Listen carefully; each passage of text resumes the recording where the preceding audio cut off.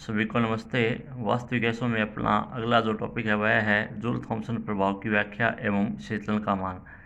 तो हम जानते हैं कि जब किसी गैस का प्रसार जो है वो P1 V1 अवस्था से P2 V2 अवस्था से तक होता है, तो जूल थॉम्सन प्रभाव के कारण गैस का जो ताप है वो परिवर्तित हो जाता है। यह परिवर्तन माना T1 से T2 तक होता है।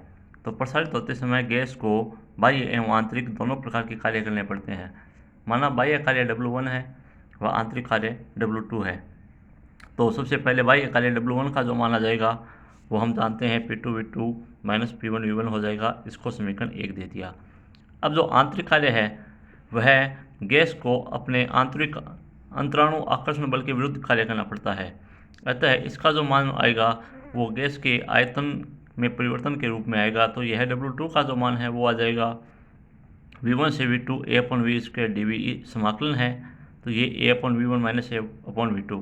तो यह गैस के अणुओं द्वारा किया गया आंतरिक कार्य है, यह गैस द्वारा किया गया बाह्य कार्य W1 और ये W2। तो गैस द्वारा किया गया कुल कार्य W जो हो जाएगा वो दोनों का जोड़ हो जाएगा W1 प्लस W2। तो ये W1 का मान इधर रहा, W2 ये रहा, दोनों को जोड़ देंगे, समीकरण नंबर 3 मिल गई। अब वान डेर वाल्स के समीकरण हम जानते हैं P plus A/V² V minus V बराबर RT। इसको हल कर लेंगे, ये इसको नगण्य कर देंगे AB/V²। ये 3 बच गए, यहाँ से इनका ट्रांसफर कर दिया, PV का मान आ गया RT plus BP minus A/V², समीकरण नंबर 4। अब समीकरण 4 में PV का जो मान है RT plus BP minus A/V², इसको अगर प्रारंभिक अवस्था के लिए अपन लिखना चाहें तो P1 V1 का मान आ जाएगा RT1 plus BP1 minus A/V1, जो यहाँ पे लिखा हुआ है।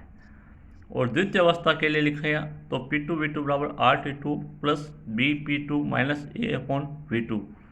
ये तो ये जो मान है वो समीकरण 3 में रख देंगे। यहाँ P2 की जगह ये मान रख जाएगा, P2 V2 की जगह, और P1 V1 की जगह ये मान रख देंगे। ये मान रख के हल कर लेंगे। यहाँ इन दोनों में इन दोनों में R कॉमन आ जाएगा, इन दोनों में B कॉमन आ जाएगा, दो बाकी ये जो दो है AV1 2AV1 हो गया, माइनस का AV2 माइनस का AV2 माइनस का 2AV2 हो गया।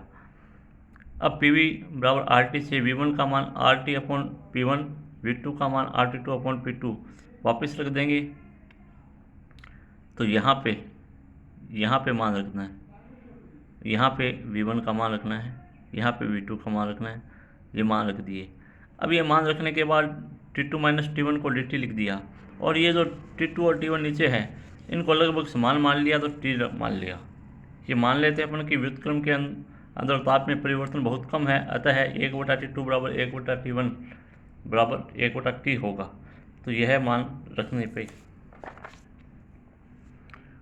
W का मान minus RDT plus 2A/RT P1 minus P2 minus का B हो गया। W का मान ये आपको मिल गया।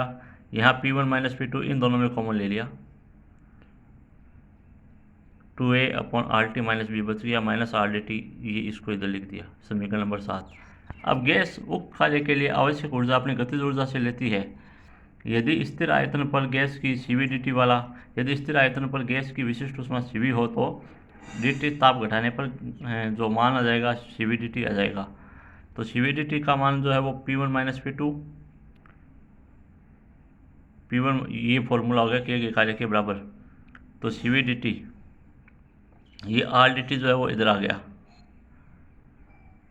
तो CV प्लस R आ गया। CV प्लस R क्या हो गया, CPDT। CP का इधर लगा दिया भाग, और ये इधर वाला पक्ष चल रहा है, तो समीकरण नंबर 8 मिल गई। अब इस समीकरण 8 में यदि 2A/RT ये ज़्यादा है B से, तो DT का मान जो होगा वो धनात्मक होगा और शीतलन प्रभाव होगा। और यदि इस 2A/RT का मान B से कम है तो इस DT का मान क्या होगा, ऋणात्मक होगा, और यह तापन प्रभाव होगा। और जब इन दोनों के मान बराबर है तो DT का मान क्या आ जाएगा, 0, अर्थात ताप का जो मान है वो नियत रहेगा। इस ताप को व्युत्क्रमण ताप कहते हैं। इस ताप पर जूल थॉम्सन प्रभाव जो है उसमें ताप का परिवर्तन जो है वो शून्य होता है। अब व्युत्क्रमण ताप जो है वो आ गया 2A/BR। और बॉइल्ड ताप जो होता है वो होता है A/RB। तो इन दोनों की तुलना करेंगे तो हमें मिल जाएगा व्युत्क्रम ताप जो है वो बॉइल्ड ताप का 2 गुना होता है।